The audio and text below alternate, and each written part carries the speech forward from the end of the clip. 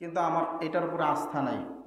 আমি বিশ্বাস করলাম আল্লাহ তাআলা অনেক শক্তিশালী, কিন্তু এটার উপরে আস্থা নাই। তাহলে আপনার এই বিশ্বাসের কোনো কি নাই, মূল্য নাই। যেমন আমি যদি আপনাদেরকে একটা ছোট্ট উদাহরণ দিই, দুই পাশে দুটি 10তলা বিল্ডিং আছে। এই পাশে একটি 10তলা বিল্ডিং, এই পাশে একটি 10তলা বিল্ডিং। আমি এক বিল্ডিং থেকে রশি টানিয়ে আমি আর এক বিল্ডিংয়ে রশি টানালাম। আমি রশিটাকে সোজা করে দিলাম। এবার আপনাদেরকে আমি বললাম, এটা বোঝানোর জন্য বলছি আর কি, যে বিশ্বাস আর আস্থা দুটোটাই এক জিনিস নয়, দুটোটাই প্রয়োজন। আপনার বিশ্বাস লাগবে, আস্থাও লাগবে। দুটোটাকে আমরা এক জিনিস মনে করলে হবে না। আমি আপনাদেরকে দুটোটা আলাদা আলাদা বুঝাই, বিশ্বাস কী আর আস্থা কী। আমি 10তলা বিল্ডিংয়ের এই পাশ থেকে ওই পাশ পর্যন্ত রশি দিয়ে যাব। আপনাকে আমি বললাম যে আমি এই বিল্ডিং থেকে রশি দিয়ে হেঁটে হেঁটে আমি ওই পাশে যেতে পারবো। আপনি আমাকে বললেন ঠিক আছে, যে গিয়ে দেখান, বিশ্বাস করব। আমি গেলাম, হেঁটে হেঁটে গেলাম, আপনি বিশ্বাস করে নিলেন। আমি আবার আপনাকে বললাম যে আমি এবার আমার সাথে আরও একজনকে নিয়ে যেতে পারবো। আপনি বললেন গিয়ে দেখান আরেকজনকে নিয়ে। আমি বিল্ডিংয়ের এই পাশ থেকে রশি দিয়ে নিয়ে আমি ওই পাশে চলে গেলাম, দুজনকে নিয়ে গেলাম। আমি যে নিয়ে গেলাম, আপনি যে সচক্ষে দেখলেন, আপনার কি বিশ্বাস হয়েছে? বিশ্বাস হয়েছে কি না? এবার আপনাকে আমি তৃতীয়বার বললাম, আসেন এবার আমি আপনাকে নিয়ে যাই, আমি আপনাকে ওই পাশে নিয়ে যাব রশি দিয়ে হেঁটে হেঁটে। এবার আপনি কি ভয় পাবেন না? যাওয়া যাবে না, পড়ে যাব, পারবেন না। হ্যাঁ, আপনার আসতেছে না আপনার ওপরে, আপনি যেতে গিয়ে আমাকে কি করবেন? ফেলে দিবেন। কথা বুঝিয়েন, আস্থা আর বিশ্বাস। আমি যে দুবার তাকে এপাশ থেকে ওপাশে গিয়ে দেখালাম, সে বিশ্বাস করে নিল। তৃতীয়বার যখন তাকে বললাম এবার আপনাকে নিয়ে যাব, আর আস্থা নাই, মানে তার ভিতরে এখন সাহস আসতেছে না। তো আপনাকে যে কাজটি করতে হবে, আল্লাহর কুদরত বিশ্বাস করতে হবে, আল্লাহর শক্তি বিশ্বাস করতে হবে, আল্লাহর শক্তির উপরে আস্থা রাখতে হবে। তবেই আপনি এই মেরাজের ঘটনাকে আপনি মেনে নিতে পারবেন। না হলে আপনার দ্বারা সম্ভব না। আপনার ভিতরে যুক্তি কাজ করবে, যেভাবে যুক্তি কাজ করেছিল সেই সময়ের কাফেরদের, যে এত দূরের রাস্তা 2 মাস যাওয়া আসা লাগে, সেখানে মুহূর্তের মধ্যেই চলে গেল, আবার সেখান থেকে 7 আসমান চলে গেল, কেমনে সম্ভব? যাই হোক, আমাদের আল্লাহ তাআলা বিশ্বাস এবং আস্থার সাথে ঘটনাটা শোনার তৌফিক দান করে দিক। সকলে বলেন আল্লাহুম্মা আমিন। সম্মানিত হাজিরিন, মেরাজের ঘটনা থেকে আমলের বড় একটা আমলের বিষয় আছে, একদম শেষের দিকে বলবো।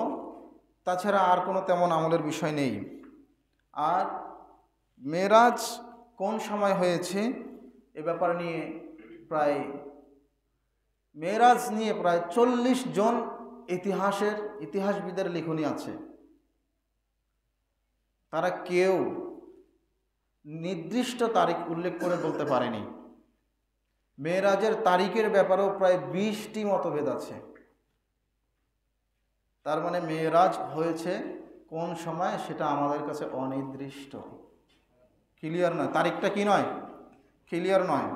সাহাবীরা ওই জিনিসটা নিয়েই বেশি ব্যস্ত থাকতো, যেই জিনিসে আমল খুঁজে পেত। যখন নবী করিম সাল্লাল্লাহু আলাইহি ওয়াসাল্লাম মেরাজের ঘটনা সাহাবীদেরকে শোনালেন, ঘটনা তারা বিশ্বাস করে নিয়েছেন। মেরাজ থেকে নামাজ পেলেন, বিশ্বাস করে নিয়েছেন, নামাজের আমল তারা করছেন। শবে কদরের রাত যেমন তালাশ করতে হয় ইবাদতের জন্য, মেরাজের রাত তো ইবাদতের জন্য তালাশ করতে। এই জন্য তারা এই দিন তারিখ নিয়ে এত গবেষণা করেন নাই। তাদের যেটা আমলের দরকার ওইটা নিয়ে তারা সবসময় কী করত? গবেষণা করত। এজন্যই 20টিরও বেশি মতামত আছে মেরাজের দিন তারিখ নিয়ে। তবে এতটুকু সত্য, রাসূল মেরাজে গিয়েছেন। রাসূল সাল্লাল্লাহু আলাইহি ওয়াসাল্লামের মেরাজ এটি 2 ভাবে হয়েছে। কয়ভাবে? 2 ভাবে, অর্থাৎ 2টি অংশে। একটা হলো ইসরা, কোরআনের ভাষায় যেটাকে ইসরা বলা হয়, আরেকটি হলো মেরাজ।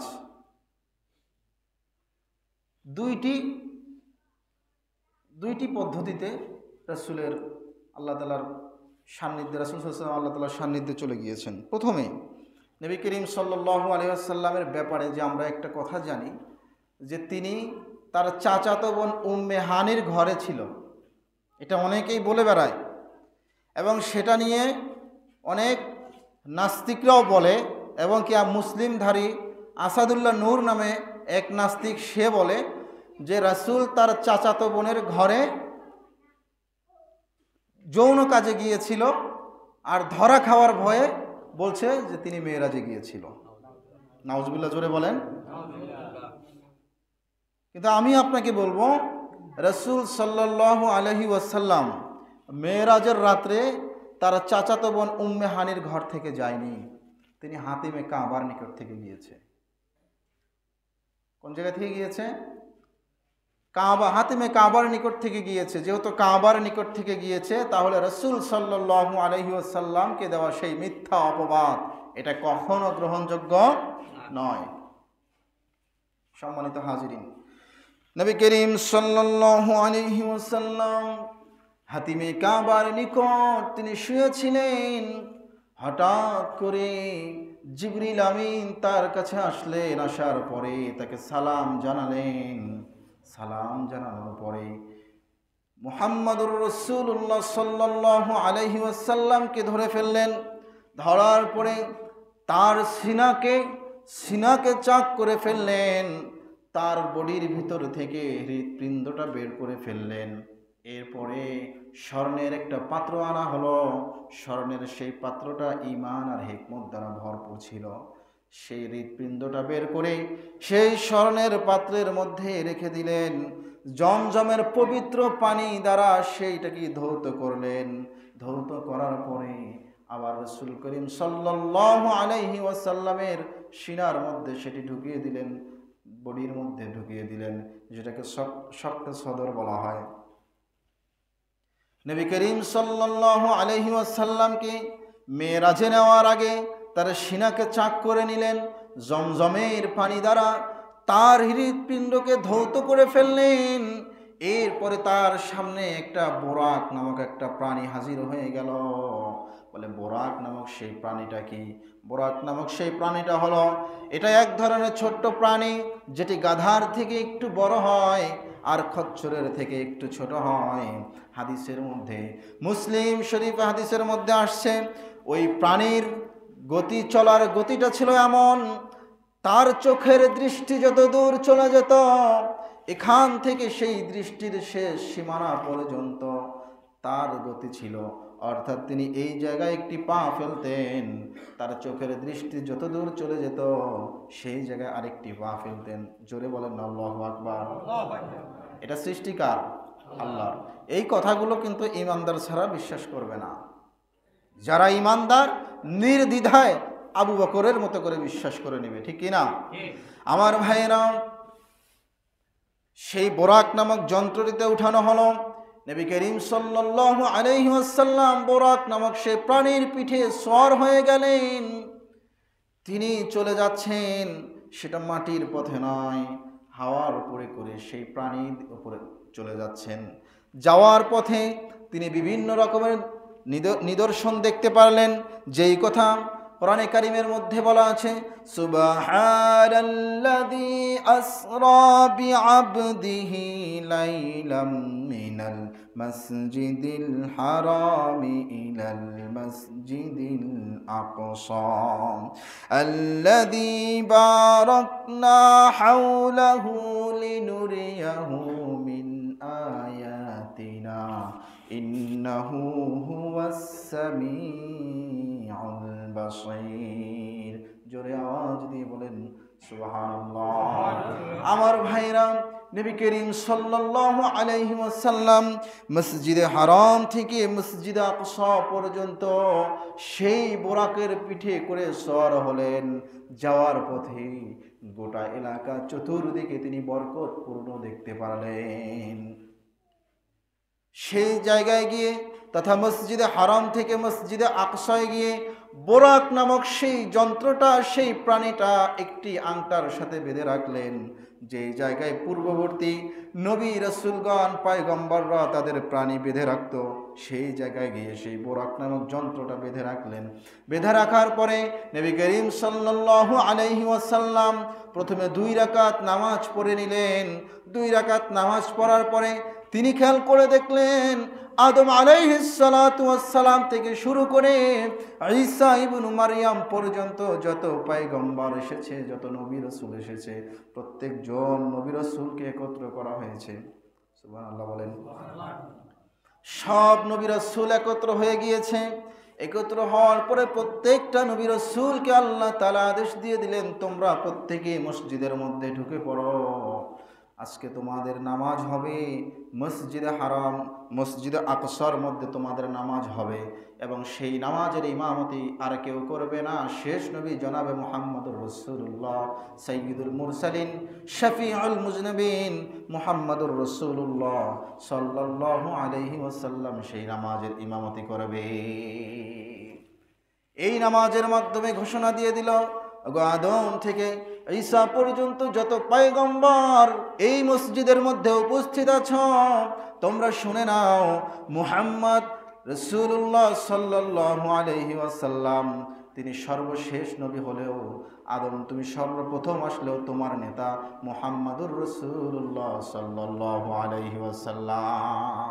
পৃথিবীর মধ্যে যত মানুষ আসুক না কেন, পূর্বে যারা এসেছে, যারা মুহাম্মদকে দেখে নাই, পূর্ববর্তী যত নবীর এসেছে যারা রাসূলকে আগে দেখে নাই, ওই নামাজের ইমামতির মাধ্যমে, ইমাম অর্থই তো নেতা, সেই নামাজের ইমামতির মাধ্যমে প্রত্যেক নবী রাসূলদেরকে ঘোষণা দিয়ে দিল, ও পয়গম্বর, পয়গম্বর আদম শুনে নাও, পয়গম্বর মূসা, পয়গম্বর ইব্রাহিম তোমরা সকলেই শুনে নাও, আজকের নামাজের ইমামতির মাধ্যমে ঘোষণা হয়ে গেল তোমাদের প্রত্যেকের নেতা হলো মুহাম্মদুর রাসূলুল্লাহ সাল্লাল্লাহু আলাইহি ওয়াসাল্লাম। এই বাইতুল মুকদ্দাস পর্যন্ত, তথা মসজিদে হারাম থেকে মসজিদে আকসা পর্যন্ত রাসূলের এই গমনকে বলা হয় ইসরা। কি বলা হয়? ইসরা। এটা এক অংশ। মেরাজ হয়েছে কয় অংশে? 2 অংশে। একটি হলো ইসরা আর একটি হলো মেরাজ। মসজিদে হারাম থেকে মসজিদে আকসা পর্যন্ত এতটুক সফরকে বলা হয় ইসরা। এরপরে মেয়ারাজ। মেয়ারাজ শব্দের অর্থ হলো ঊর্ধ্বগমন। রাসূল সাল্লাল্লাহু আলাইহি ওয়াসাল্লাম এরপর থেকে যত উপরে গিয়েছেন এটাকে বলা হয় মেয়ারাজ। নবী করিম সাল্লাল্লাহু আলাইহি ওয়াসাল্লাম যখন নামাজ শেষ করে মসজিদ থেকে বের হয়ে গেলেন, বের হওয়ার পরে তার সামনে কিছু পেয়ালা নিয়ে হাজির হয়ে গেল, দুধের পেয়ালা, মদের পেয়ালা, এগুলো নিয়ে হাজির হয়ে গেল। রাসূল সাল্লাল্লাহু আলাইহি ওয়াসাল্লামকে বলল, আপনার যেটি ভালো লাগে আপনি সেটাকে গ্রহণ করে নেন। তখন নবী করিম সাল্লাল্লাহু আলাইহি ওয়াসাল্লাম দুধের পেয়ালাকে গ্রহণ করে নিলেন। কোনো জায়গায় পাওয়া যায় মধুর পেয়ালা নিয়েও হাজির হয়ে গিয়েছিল, তিনি মদের পেয়ালাকে নিক্ষেপ করে দিয়ে মধুর পেয়ালাকে গ্রহণ করে নিয়েছেন। আর সেই কথার ব্যাপারে ওলামায়ে কেরাম বলেছে, ওই সময় যদি নবী করিম সাল্লাল্লাহু আলাইহি ওয়াসাল্লাম মদের পেয়ালাকে গ্রহণ করে নিতেন, তাহলে তার উম্মতগুলো ক্ষতিগ্রস্ত হয়ে যেত। তিনি দুধের পেয়ালা গ্রহণ করে দুধ পান করলেন। দুধ পান করার পরে আল্লাহ রাব্বুল আলামিন তাকে তার সান্নিধ্যে ডাকলেন। সেখান থেকে মেয়ারাজ শুরু হয়ে গেল। তিনি উপরের দিকে গেলেন, প্রথম আসমানে চলে গেলেন। যাওয়ার পরে প্রথম আসমান তাকে সালাম জানাইলেন, আসসালাতু আসসালামু আলাইকা সাইয়্যিদি ইয়া রাসূলুল্লাহ, আসসালাতু আসসালামু আলাইকা সাইয়্যিদি ইয়া হাবিবাল্লাহ। তাকে সালাম জানানোর পরে প্রথম আসমান তাকে স্বাগতম জানিয়ে উপরের দিকে পাঠিয়ে দিলেন। সেই জায়গায় গিয়ে একজন নবীর সঙ্গে দেখা হয়ে গেলেন। এরপরে সেই জায়গা থেকে দ্বিতীয় আসমানে চলে গেলেন। দ্বিতীয় আসমান তাকে স্বাগতম জানাইলেন, তাকে সালাম জানাইলেন। এইভাবে তৃতীয় আসমানে চলে গেলেন। প্রত্যেক আসমানে একজন নবীর সঙ্গে দেখা হয়ে গেল। যখন তিনি সপ্তম আসমানে চলে গেলেন, সেই জায়গায় গিয়ে বাইতুল মামুরের কাছে হেলানরত অবস্থায় হযরতে ইব্রাহিম আলাইহিস সালাতু ওয়াস সালামকে তিনি দেখতে পারলেন। দেখেন, বাইতুল মামুর এটি হলো আপনার কাবাঘর থেকে বরাবর ওপরের দিকে, কাবাঘর যেখানে সেখান থেকে বরাবর ওপরের দিকেই হচ্ছে বাইতুল মামুর। হাজিরা কাবাঘরে গিয়ে তাওয়াফ করে, আর ফিরিস্তারা সেই বাইতুল মামুরে গিয়ে তাওয়াফ করে। সুবহানাল্লাহ বলবেন না? হাজিদের টাকা পয়সা থাকলে, সামর্থ্য থাকলে, আল্লাহ যদি কবুল করে থাকে, এই বছর হজ করেছে, দ্বিতীয় বছর আবার হজ করতে পারে, তৃতীয় বছর আবার হজ করতে পারে। আর বাইতুল মামুর হলো এমন এক ঘর, যেই ঘরে ফেরেশতারা একবার তাওয়াফ করে কিয়ামত পর্যন্ত তার আর তাওয়াফের সিরিয়াল আসে না। আল্লাহু আকবার। এই ঘটনা থেকে বুঝে নেন যে আল্লাহ রব্বুল আলামিনের ফেরেশতার সংখ্যা কেমন। বলা হয় 70,000 ফেরেশতা বা 70 লক্ষ ফেরেশতা একসঙ্গে তাওয়াফ করে। আচ্ছা, সর্বনিম্নটাই ধরে নেই, 70,000 ফেরেশতা যদি একসঙ্গে সেই বাইতুল মামুর তাওয়াফ করে, আর কিয়ামতের আগে যদি তার আর তাওয়াফ করার সিরিয়াল না আসে, আপনি বুঝে নেন যে আল্লাহ তাআলার সৃষ্টি ফেরেশতার সংখ্যা কত। আল্লাহু আকবার। আল্লাহ রব্বুল আলামিন কাবা ঘরকে, দুনিয়ার এই কাবা ঘরকে পুনর্নির্মাণের কাজ করিয়েছিলেন ইব্রাহিম আলাইহিস সালাতু ওয়াস সালামের মাধ্যমে। ইব্রাহিম আলাইহিস সালাতু ওয়াস সালাম এবং তার সন্তানের মাধ্যমে কাবা ঘর পুনর্নির্মাণ হয়েছে। তারা দুজনেই ছিলেন কাবা ঘরের খাদেম, কাবা ঘরের ইমাম, কাবা ঘরের মুয়াজ্জিন।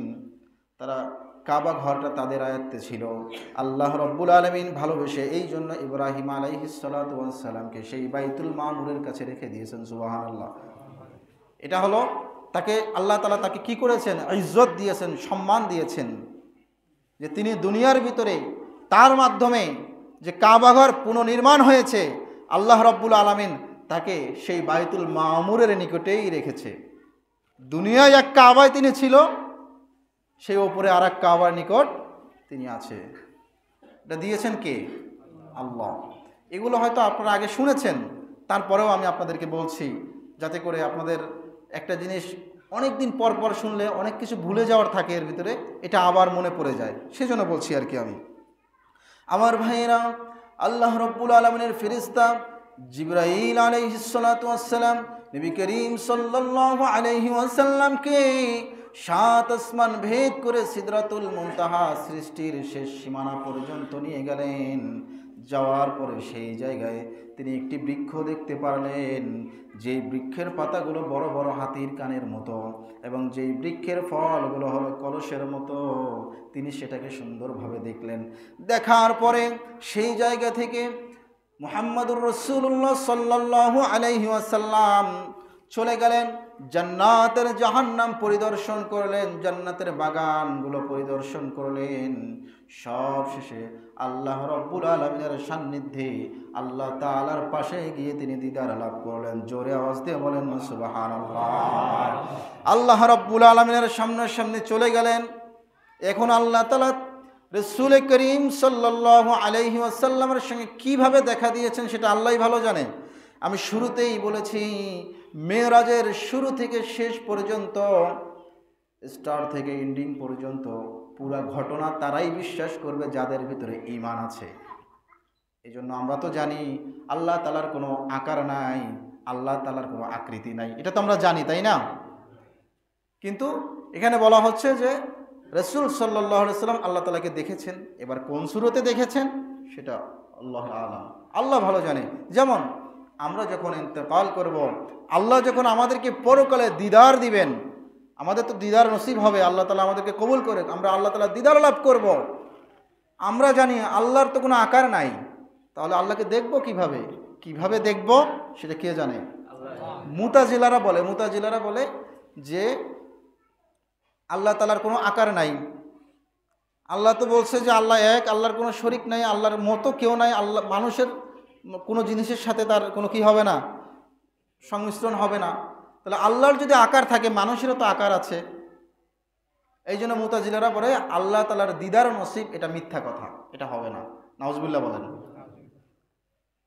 কিন্তু আমাদের আকীদা হচ্ছে আল্লাহ তাআলা আমাদের সাথে দিদার দিবেন, কোন আকৃতিতে দিবেন, কোন সিস্টেমে দিবেন, সেটা আল্লাহ ভালো জানে। যে মুসা নবীকে আল্লাহকে দেখতে চাইলো, মুসা নবীকে বললো যে তুমি তো আমাকে দেখতে পারবে না, শুধু নূরের ঝলকটা একটু দিয়ে দিল, মুসা নবী কি হয়ে গেল? অজ্ঞান হয়ে গেল। আল্লাহু আকবার বলবেন না? এজন্য আল্লাহ তাআলা আমাদেরকে কিভাবে দেখা দিবে সেটা আল্লাহ ভালো জানে। আমাদের বিশ্বাস রাখতে হবে, আল্লাহর দিদার আমাদের হবে। এরপরে দেখেন আল্লাহ রাব্বুল আলামিন নবী করিম সাল্লাল্লাহু আলাইহি ওয়াসাল্লাম নিজের প্রেমিক, নিজের হাবিবকে যখন কাছে পেয়ে গেলেন, কাছে পাওয়ার পরে তাদের দুজনের মাঝখানে কথোপকথন শুরু হয়ে গেল। আত্তাহিয়াতু লিল্লাহি ওয়াসসালাতু ওয়াত-তাইয়্যিবাত। এই যে এইভাবে কথোপকথন শুরু হলো, শুরু থেকে শেষ পর্যন্ত আল্লাহু আকবার। তারা দুজন কথা বলছেন। একবার আল্লাহ রাব্বুল আলামিন নবী করিম সাল্লাল্লাহু আলাইহি ওয়াসাল্লামের পবিত্রতার কথা বয়ান করছে, আবার নবী করিম সাল্লাল্লাহু আলাইহি ওয়াসাল্লাম আল্লাহ তাআলার পবিত্রতার কথা বয়ান করেছে। আবার আল্লাহ তাআলা নবী করিম সাল্লাল্লাহু আলাইহি ওয়াসাল্লামকে সালাম দিচ্ছে, আসসালামু আলাইকা আইয়ুহান নাবিয়্যু। আল্লাহু আকবার। আসসালামু আলাইকা আইয়ুহান নাবিয়্যু, যেটি ছাড়া আমাদের নামাজই হয় না। আমরা নামাজ পড়তে গেলেই নবীকে সালাম দিতে হয়। আল্লাহ রাব্বুল আলামিন দিদারে নিয়ে, সান্নিধ্যে নিয়ে নবী করিম সাল্লাল্লাহু আলাইহি ওয়াসাল্লামকে সালাম দিয়েছিলেন, আসসালামু আলাইকা আইয়ুহান নাবিয়্যু ওয়া রাহমাতুল্লাহি ওয়া বারাকাতুহু। নবী করিম সাল্লাল্লাহু আলাইহি ওয়াসাল্লাম আল্লাহ রাব্বুল আলামিনের কাছে বললেন, ওগো আমার মালিক, শুধু আমার উপরে রহমত বর্ষিত করবেন, আমার উম্মতদের কথা কি ভাববেন না? ওগো আল্লাহ, আমার উম্মতদেরকে মাইনাস করিয়েন না, আমার উম্মতদেরকে এর মধ্যে শামিল করে নেন। আল্লাহ রাব্বুল আলামিন জবাব দিয়ে দিলেন, ঠিক আছে রাসূল, ঠিক আছে আমার হাবিব, তুমি যা বলেছো তোমার কথা আমি রেখে দিলাম। তোমার প্রত্যেকটা উম্মতের উপরে আল্লাহ রাব্বুল আলামিনের পক্ষ থেকে ঘোষণা দিয়ে দিলাম, রহমত আর বরকত নাজিল হয়ে যাবে। সুবহানাল্লাহ। এরপরে দেখেন নবী করিম সাল্লাল্লাহু আলাইহি ওয়াসাল্লাম আল্লাহ তাআলার সাথে দিদার শেষ করে চলে আসছেন। আসার পথে মুসা কালিমুল্লাহর সঙ্গে দেখা হয়ে গেল। মুসা আলাইহিস সালাতু ওয়াস সালাম মুহাম্মদুর রাসূলুল্লাহ সাল্লাল্লাহু আলাইহি ওয়াসাল্লামকে জিজ্ঞাসা করলো, ইয়া রাসূলুল্লাহ, আল্লাহর পাকের দিদার আপনার নসিব হয়েছে, আল্লাহ তাআলা ভালোবেসে আপনাকে কি দিয়েছে? আল্লাহ রাব্বুল আলামিনের হাবিব তখন বলল, ওগো মুসা, আল্লাহ রাব্বুল আলামিন আমাকে 50 ওয়াক্ত নামাজ হাদিয়া দিয়েছে। 50 ওয়াক্ত নামাজ হাদিয়া নিয়ে খুশির সঙ্গে আমি জমিনের বুকে চলে যাচ্ছি। তখন মুসা নবী বলল, আমার উম্মতের অভিজ্ঞতা থেকে বলছি, আমার উম্মতকে অনেক কম দেওয়া হয়েছিল, আমার উম্মতরা তা মানতে পারে নাই। আপনি আল্লাহর নিকট ফিরে যান আর বলে দেন যে আল্লাহ, এই 50 ওয়াক্ত নামাজ থেকে কিছু নামাজ আপনি কমিয়ে দেন। একবার আল্লাহর নিকট চলে গেলেন, আল্লাহকে বললেন, আল্লাহ 10 ওয়াক্ত নামাজ কমিয়ে দিল। 50 থেকে 10 বাদ দিলে আর থাকবে 40। 40 ওয়াক্ত নামাজ নিয়ে আবারও মুসার সঙ্গে দেখা হয়ে গেল। মুসা আবার জিজ্ঞেস করার পরে যখন বলল 40 ওয়াক্ত নামাজ এখন রয়েছে, তখন মুসা বলল, আবার আল্লাহর কাছে যান, আল্লাহর কাছে গিয়ে বলেন যেন আরও কমিয়ে দেয়। আল্লাহর কাছে যাওয়ার পরে আল্লাহ আরও 10 ওয়াক্ত কমিয়ে দিল। তাহলে বাকি রইল কয় ওয়াক্ত? 30 ওয়াক্ত। আবার মুসার সঙ্গে দেখা, মুসা আবার আল্লাহর কাছে পাঠিয়ে দেয়, আল্লাহ তাআলা আবার 10 ওয়াক্ত কমিয়ে দেয়, হয়ে গেল 20 ওয়াক্ত। মুসার সঙ্গে আবার দেখা, মুসা বলল, আবার যাও আল্লাহর কাছে গিয়ে বলো আরও কমিয়ে দিতে। আল্লাহ রাব্বুল আলামিন আরও 10 ওয়াক্ত কমিয়ে দিল, হয়ে গেল কয় ওয়াক্ত? 10 ওয়াক্ত। এবার আবার মুসার সঙ্গে দেখা হয়ে গেল। মুসাকে বলতেছে যে, ও মুসা, আর আমাকে যেতে বলিও না, বারবার আল্লাহর কাছে যেতে আমার লজ্জা লাগে। মুসা বলল, তোমার উম্মতরা এটাও পারবে না, তুমি আবার যাও। তুমি নবী করিম সাল্লাল্লাহু আলাইহি ওয়াসাল্লাম আবার আল্লাহর নিকট চলে গেলেন। আল্লাহর নিকট যাওয়ার পরে আল্লাহ রাব্বুল আলামিন আরো 5 ওয়াক্ত কমিয়ে দিলেন, রয়ে গেল 5 ওয়াক্ত। আল্লাহ তাআলা ঘোষণা দিয়ে দিল, ও আমার পয়গম্বর হাবিব, আমার প্রিয় রাসূল, শুনে নাও, আমি জানি 50 ওয়াক্ত নামাজ তোমার উম্মতরা পড়তে পারবে না। বারবার তুমি মুসার কাছে যাচ্ছ আর আমি আল্লাহর কাছে আসতেছো। আমার ভালোবাসা, তুমি আমার দিদার থেকে চলে যাচ্ছ, এই জন্য বারবার তোমাকে ডাকতেছি। আল্লাহু আকবার, আল্লাহু আকবার। আপনার সন্তান ঢাকায় যাচ্ছে, দেখবেন আপনি ওই যে বাহিরে বের হয়ে দেখেন না, কিছুক্ষণ পিছনে পিছনে হাঁটেন, সন্তান অটোতে উঠতেছে, আপনি দেখেন কি না? এটা কি? ভালোবাসা। এটা কি? যে অটোতে ওঠার আগে আপনার সন্তান আপনার দিকে আবার তাকাইল, আপনার মনটা আরো ভরে যায় না? আল্লাহ রব্বুল আলমিনের, আল্লাহ তো জানে যে 50 ওয়াক্ত নামাজ এই রাসূলের উম্মতরা পড়তে পারবে না, কিন্তু বারবার কেন আমার হাবিব আমার কাছে যাচ্ছে আর আসতেছে, এটা তো আমার হাবিব বোঝে না, আমি আল্লাহ তাকে বারবার নিয়ে আসতেছি ভালোবেসে। আল্লাহু আকবার। আল্লাহ বলল, ও হাবিব শুনে নাও, তোমার কোন উম্মতরা যদি এই 5 ওয়াক্ত নামাজ যদি পাবন্দির সঙ্গে 5 ওয়াক্ত নামাজের যদি পাবন্দি করে, আমি 5 ওয়াক্ত নামাজ নয়, আমি আল্লাহ তাআলা 50 ওয়াক্ত নামাজের সওয়াব তার আমলনামার মধ্যে দিয়ে দিব। এই ঘটনা, সুবহানাল্লাহ, এই ঘটনা যখন তিনি সকালবেলা জমিনে চলে আসার পরে সকালবেলা যখন বলা বলি শুরু করলেন, প্রথমেই দেখা হয়ে গেল মুহাম্মদুর রাসূলুল্লাহর প্রধান শত্রু আবু জাহাল। আবু জাহাল জিজ্ঞেস করতেছে, ওগো মুহাম্মদ, তুমি তো প্রত্যেক সময় কোনো না কোনো নতুন কিছু তুমি বলো, আজকে নতুন কিছু বলার মতো আছে নাকি? তখন আবু জাহালকে বলতেছে, হ্যাঁ অবশ্যই আজকে অন্যরকম একটা বিষয় বলার মতো আছে। আবু জাহাল তখন বলল, কি বলার মতো আছে? নবী করিম সাল্লাল্লাহু আলাইহি ওয়াসাল্লাম আবু জাহালকে মেরাজের ঘটনা শোনাইলেন। ঘটনা শোনানোর সাথে সাথেই আবু জাহাল অট্ট হাসি দিলেন আর বললেন, মুহাম্মদ, এতদিন তো ভাবতাম তুমি কোনো রকম পাগল হয়ে গিয়েছো, এখন দেখতেছি, কথা বলবে? জি, ও আচ্ছা আচ্ছা, তাহলে শেষ করে দিই। এখন দেখতেছি তুমি একদম পুরাই পাগল হয়ে গেছো, কারণ কেমনে সম্ভব এগুলো?